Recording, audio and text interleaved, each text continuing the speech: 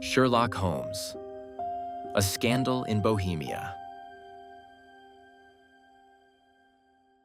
It is a curious thing, the way certain names linger in the mind long after the facts have faded. For Sherlock Holmes, there was only ever one such name. Not a lover. Not quite an adversary. Something far more rare. He called her simply the woman.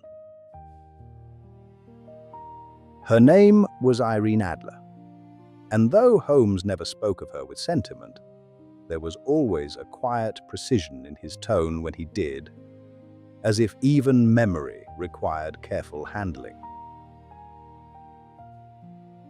It had been some time since I had seen Holmes. Marriage, as it tends to do, had gently redirected the course of my life. My days became filled with patience, domestic routines, and a sense of settled comfort. Holmes, on the other hand, remained unchanged, restless, solitary, and devoted entirely to the pursuit of the unusual. He lived still at Baker Street. And so it was, on a cool evening in March of 1888, that my path led me once more past that familiar door.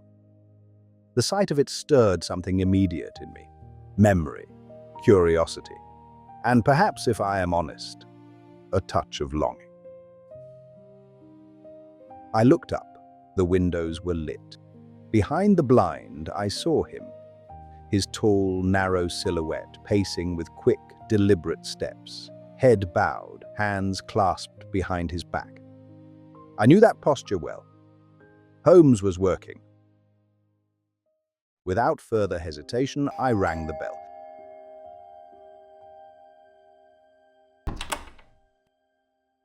He received me without surprise. Not warmly, Holmes was never one for displays, but with a quiet satisfaction that revealed itself in the briefest glance. A chair was indicated. Cigars were offered, a glass within reach. Then, without a word, he began to study me. His eyes moved over me with sharp precision, noting details I had not thought worth noticing myself.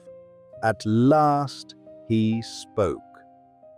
"Marriage suits you, Watson. You've gained 7.5 pounds. 7, perhaps? Closer to 8. He replied calmly. Also, you've returned to medical practice. I stared at him in disbelief. Holmes, you must explain yourself. He smiled faintly, as though indulging a child. Very well. Let us proceed step by step. The inside of your left shoe bears several parallel scratches. These are not natural wear. They are caused by someone scraping off dried mud carelessly. You have recently walked in poor weather, and your servant is inattentive. You smell faintly of iodoform. There is a stain of nitrate of silver on your finger. Your hat bulges slightly on one side. Iodoform suggests medical work. The stain confirms recent handling of chemicals. The bulge indicates a concealed instrument. You are actively practicing medicine again and carrying a stethoscope. I could not help but laugh. When you explain it, I said, it seems absurdly simple. Holmes leaned back, lighting a cigarette.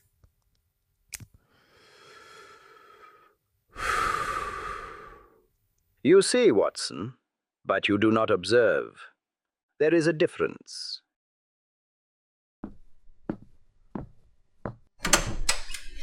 He gestured lightly toward the staircase. You have climbed those steps many times. Hundreds. How many are there? I couldn't say. 17, because I have both seen and observed. Before I could respond, he reached for a sheet of thick pink paper lying on the table. This arrived by the last post. Read it. I unfolded it. There was no date, no signature, only a message. A gentleman will call upon you tonight at 7:15. He wishes to consult you on a matter of the utmost importance.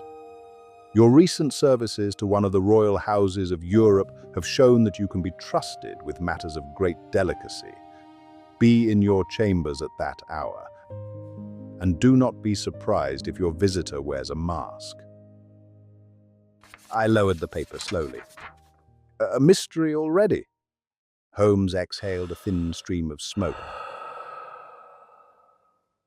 We must not theorize without data. But the paper itself, what do you observe?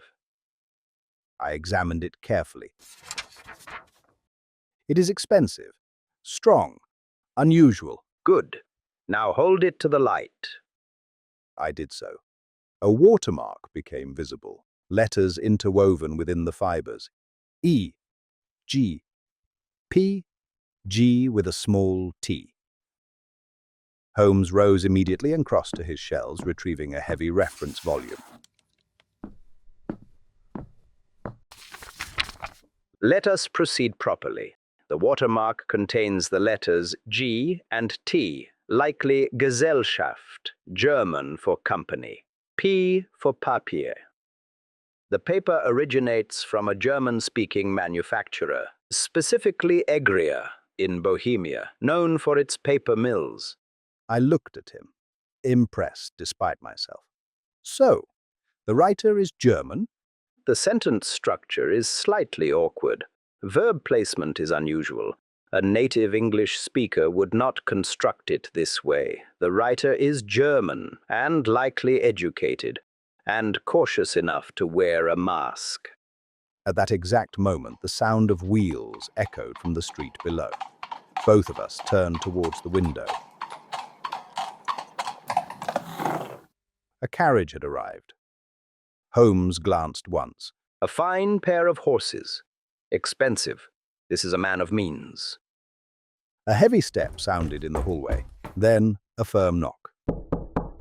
Come in, said Holmes. The man who entered filled the doorway. He was enormous, tall, well over 6 feet, with a powerful build and a presence that demanded attention. His clothing was extravagant, bordering on theatrical. Rich fabrics, a heavy cloak clasped with a gleaming jewel, and across his face, a black mask. He hesitated, looking between us. You received my message? Holmes inclined his head. You may speak freely. This is Dr. Watson, my trusted colleague. The man paused only briefly before continuing. You may address me as Count von Kram. I am a Bohemian nobleman. Holmes said nothing. The man continued, his voice low and urgent. This matter requires absolute secrecy. It concerns the highest levels of European power. Holmes leaned back, closing his eyes. Please proceed. The visitor hesitated once more, then spoke plainly. It concerns the royal house of Ormstein. I am aware, said Holmes, looking intently at the masked visitor. For a moment, silence hung in the room. Then, with sudden frustration, the guest tore the mask from his face. You are correct. I am the king. And just like that, the game began.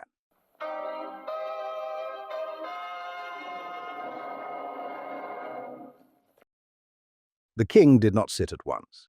Instead, he began to pace. Heavy steps, tight turns. A man accustomed to command, yet visibly unsettled. At last, he stopped before Holmes.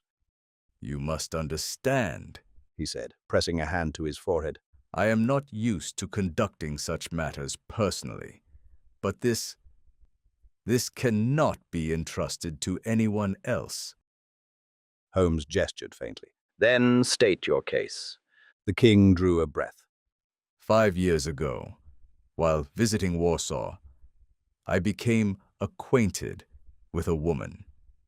Her name is Irene Adler. Holmes spoke quietly without opening his eyes.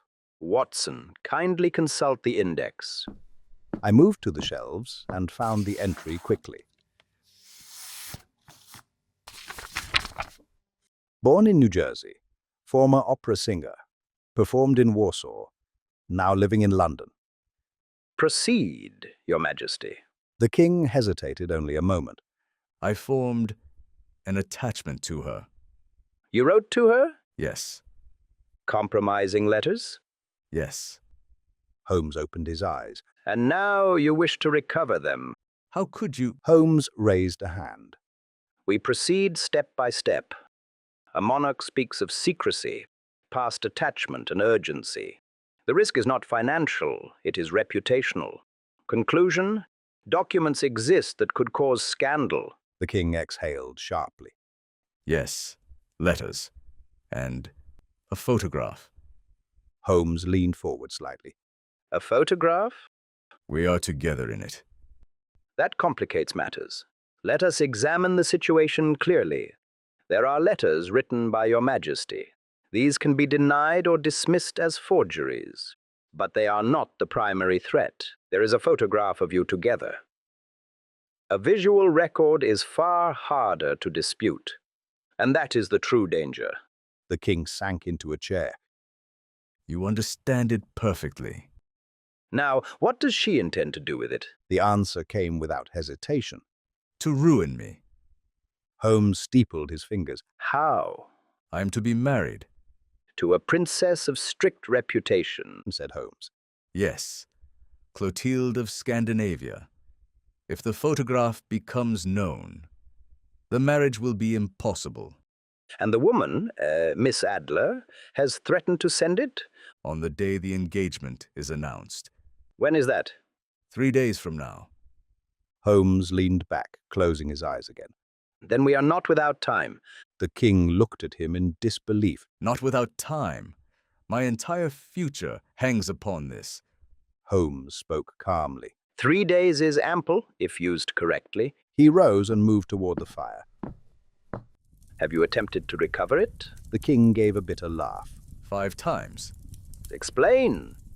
Twice, burglars entered her house. No success. None.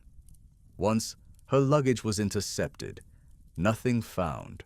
Twice, she was attacked in the street. And still nothing? Nothing. Holmes smiled discreetly. A most capable opponent. The king did not share his amusement. This is no game. No. But it is a problem. And problems have solutions. Where does she live? Bryony Lodge, Serpentine Avenue. And she keeps the photograph on her person? No. You are certain? Yes. Holmes's gaze sharpened. Then we proceed logically. The photograph has not been found during searches of her belongings or movements. It is not carried with her. It has to be hidden. Most likely within her residence. Holmes turned slightly, speaking almost to himself. She could entrust it to a banker or a lawyer. He paused, then shook his head. No. She intends to use the photograph personally. She requires quick and reliable access. She keeps it where she can reach it immediately. Her own home. But we have searched it. You searched, but you did not observe. Then Holmes turned back toward him. I will recover your photograph. How? Holmes reached for his coat. That I shall determine this evening. The king moved quickly to a leather bag he had brought. He placed it heavily on the table. For expenses. Holmes opened it briefly. Gold. Notes. He closed it again. Quite sufficient. Where shall I stay? The king asked. The Langham. Under your assumed name. Very well. I shall contact you tomorrow. You understand. This must not fail. It will not fail. A moment later, the carriage departed. The sound of wheels faded into the London night. Holmes remained still for several seconds. Then, without turning, he spoke. Watson, Yes? this case will require your assistance. Of course. And though I did not yet know it, what evening would lead us into one of the most curious and humbling cases of Sherlock Holmes's career?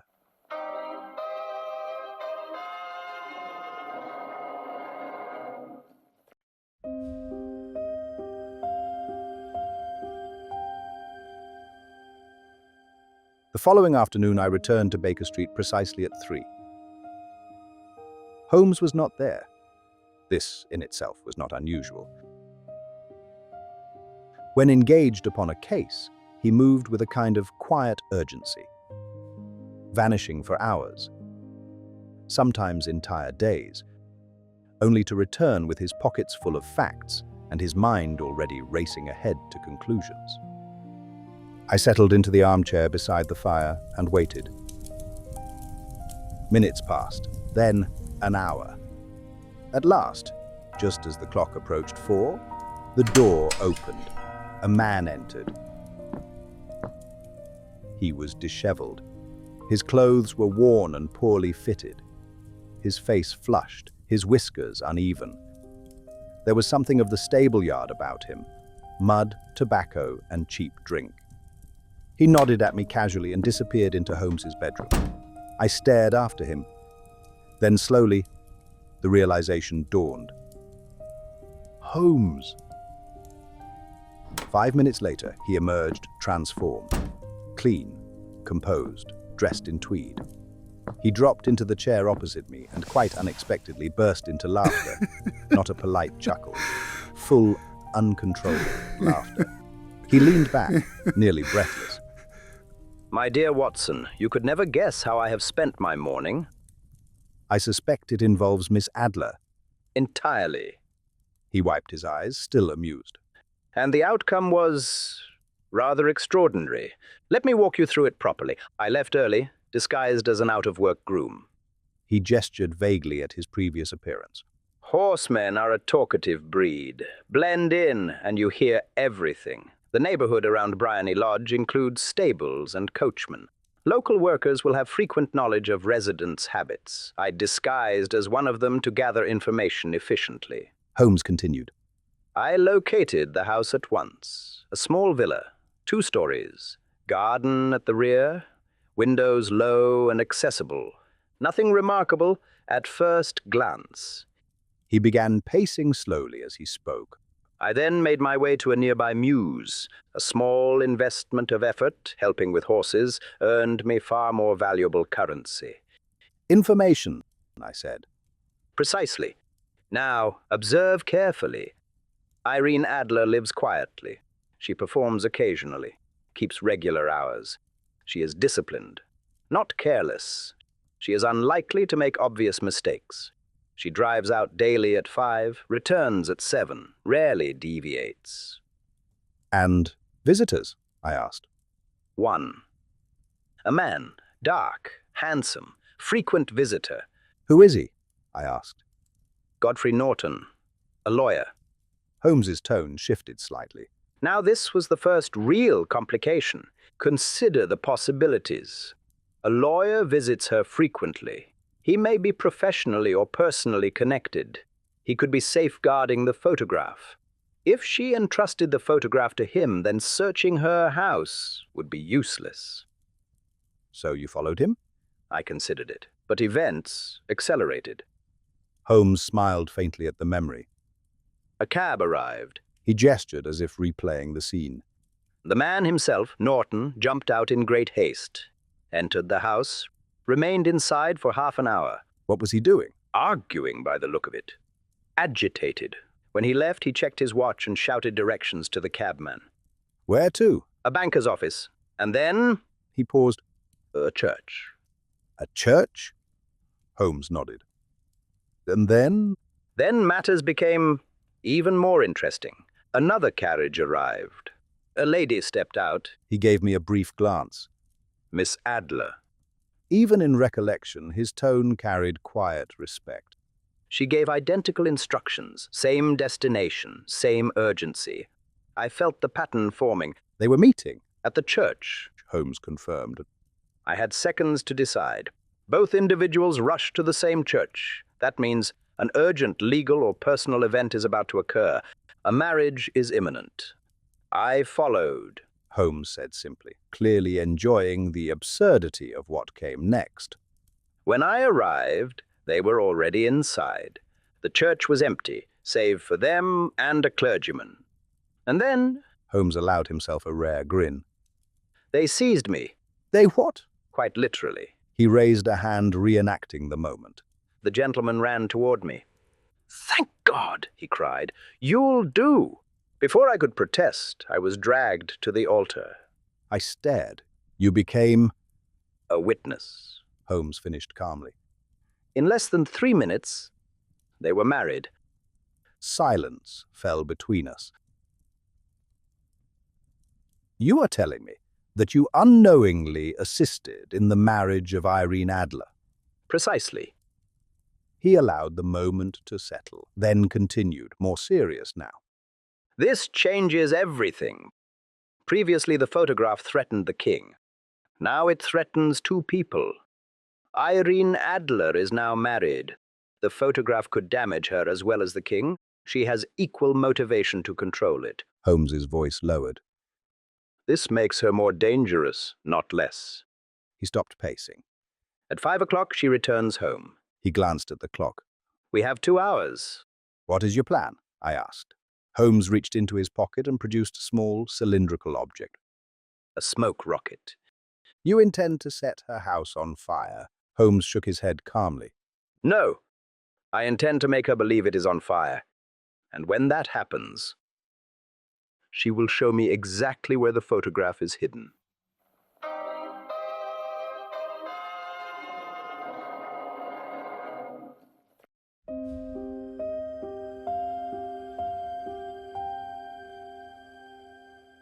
Dusk settled over Serpentine Avenue with a quiet, creeping calm. The lamps flickered to life one by one, casting long pools of amber light across the pavement. The street, though modest, was unexpectedly lively, men lingering at corners, a grinder at work, passers-by drifting without urgency. Holmes and I walked slowly along the opposite side of the road. To any observer, we were nothing more than 2 men passing time. But I knew better. Holmes was watching everything.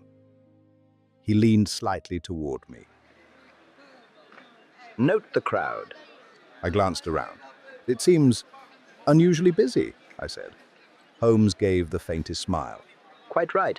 Then, quietly, They are mine. all of them? Engaged for the evening. He said calmly. A gathering of seemingly unrelated individuals occupies the street. They are positioned deliberately. They are part of a coordinated plan. I felt a chill of anticipation. Holmes had already arranged the stage. All that remained was the performance. He checked the time. Nearly 7. She will arrive shortly. Remember your role. Do nothing. Until the signal. The distant rumble of wheels reached us. Holmes's eyes lifted slightly. Here she comes. A small, elegant carriage turned into the street. It rolled smoothly to a stop before Bryony Lodge. The door opened, and she stepped out. Even in that brief moment, I understood what the world had seen in Irene Adler.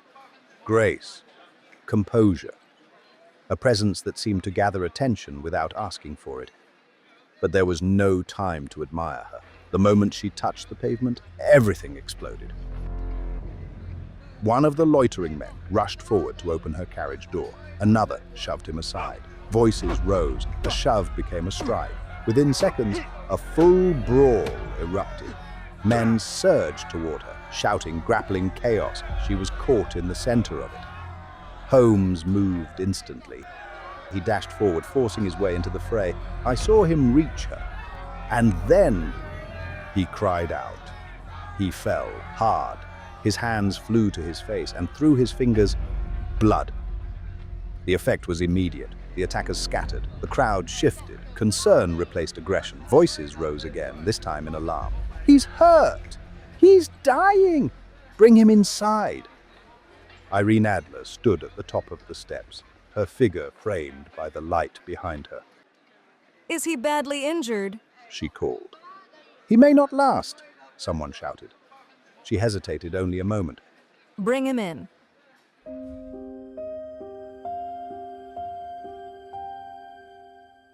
They carried Holmes into the house, into the sitting room, exactly as he had intended. I remained outside, by the window, waiting, watching. Inside, I could see him lying upon a couch, still, pale, convincing beyond belief.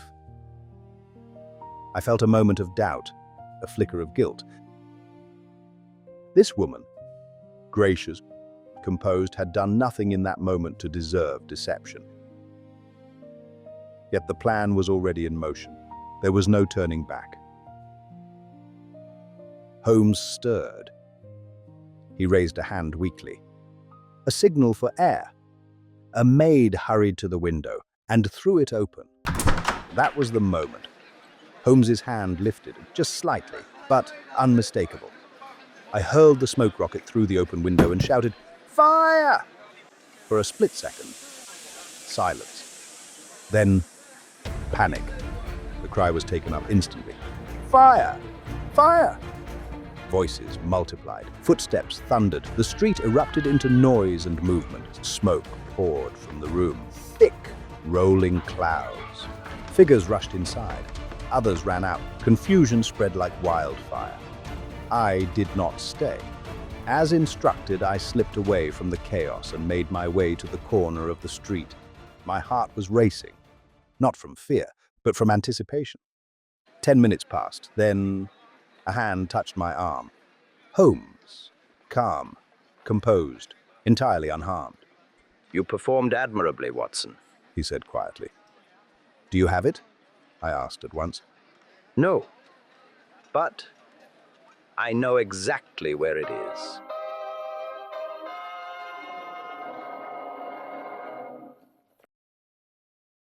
We began walking, away from the noise, into quieter streets. I turned to him. "How do you know that?" Because she showed me. "I don't understand."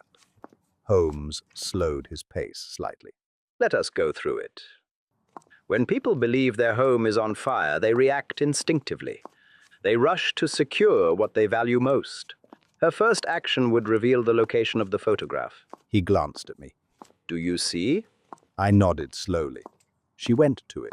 Instantly. Holmes confirmed. She moved toward a specific point in the room. That location concealed the object. The photograph is hidden there. He raised a finger slightly. A sliding panel near the bell pull. "And you saw it?" For a moment. Enough.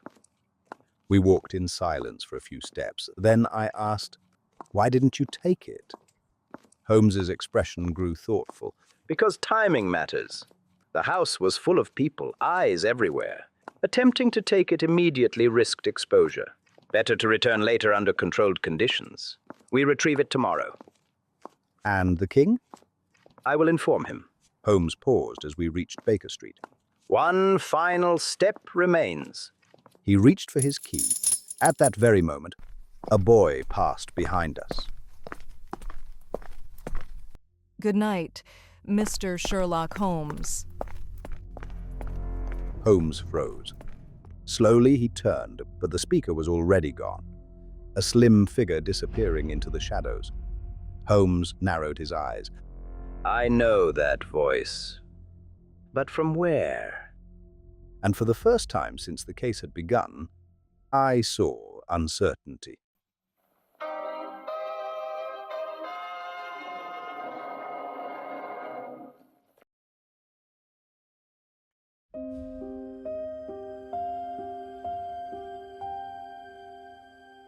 The following morning began with urgency.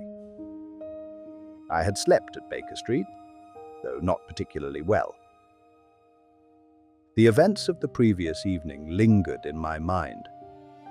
The deception, the chaos, and above all, the strange voice in the dark. Holmes, however, was already awake, calm, focused, precise, as though everything were proceeding exactly as expected. We had barely begun breakfast when the door burst open. The King of Bohemia strode in. He looked exhausted, eyes wide, movements restless. Well, He demanded. you have it. Holmes sipped his coffee. Not yet. The king's face tightened. Not yet. Holmes set the cup down gently. But I know where it is. That was enough. The king seized his coat. Then we go at once. Holmes rose. Yes, we go now. Within minutes, we were in a carriage. The journey passed in tense silence. The king sat forward, gripping his knees, his thoughts clearly racing ahead to the outcome. Holmes, by contrast, appeared almost relaxed. But I had learned by then that was when his mind worked best. As we approached Serpentine Avenue, Holmes spoke quietly. There is one development you should be aware of, Your Majesty. The king looked up sharply. Yes? Holmes's tone was neutral. Irene Adler is no longer Miss Adler. She was married yesterday. The king stared. Married. To whom? Godfrey Norton, a lawyer. The king leaned back slowly. I do not understand. Holmes continued. It changes the situation. She is now married. The photograph could damage her own reputation as well. That means she is less likely to use it unless provoked. Then I am safe. Holmes did not answer immediately. That depends, He said at last. on her character. We arrived. The carriage stopped before Bryony Lodge. At once something felt wrong. The door stood open. An elderly woman waited on the steps, watching us, almost as if she had been expecting us. Holmes stepped forward. I am Sherlock Holmes. The woman inclined her head slightly. My mistress told me you would come. She did? She left this morning with her husband. The king stepped forward abruptly. Left? Where? The woman's answer came calmly. For the continent. Holmes took a step back. For the first time since I had known him, he looked shaken. Do you mean He said slowly. that she has left England? The king's voice broke. Then everything is lost. Holmes turned sharply. We shall see. Without another word, he pushed past the woman and entered the house. We followed. The interior told its own story. Drawers open, shelves disturbed, objects displaced, a hurried departure. Holmes moved directly to the bell pull. Without hesitation, he reached beside it, pressed, and a small panel slid open. He thrust his hand inside and withdrew. A photograph and a letter. The photograph was simple. Irene Adler. Alone. Holmes unfolded the letter. It was addressed to him. He read it silently at first, then handed it to us.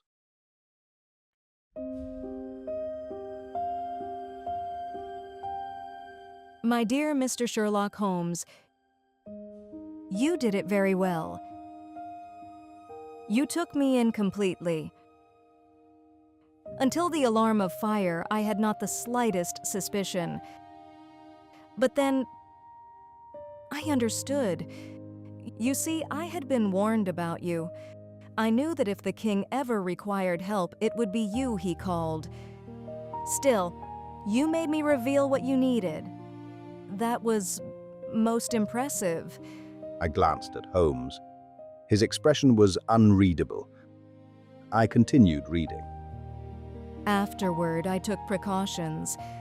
I followed you. Disguised, of course. You may recall a young man wishing you good night. That was me. Holmes's eyes flickered just slightly. My husband and I decided that the safest course was to leave at once, so when you came this morning, you found the nest empty. The king shifted impatiently. And the photograph? I continued. As for the photograph, your client may rest easy. I have no desire to harm him. I love and am loved by a better man. I keep the photograph only as protection, should he ever attempt to harm me. The room fell quiet. I leave behind a photograph for him, should he wish to remember me. Yours truly, Irene Norton. Silence followed. Long, unbroken. Then the king spoke. What a woman. Incredible, resolute, intelligent. Then, almost regretfully, She would have made a magnificent queen. Holmes turned to him. Cold, precise, From what I have seen, he said. she is already on a level far above your majesty. The king blinked, but then, unexpectedly, he smiled. Perhaps you are right. He reached into his coat and removed a ring, a heavy emerald set in gold. For your services. Holmes did not take it. There is something I would value more. Name it. Holmes held up the photograph. This. Of course. The king said. Take it. And just like that, the case was over. As we left Bryony Lodge, I glanced once more at Holmes. He walked in silence, thoughtful, composed. But there was something new in his expression, something I had not seen before.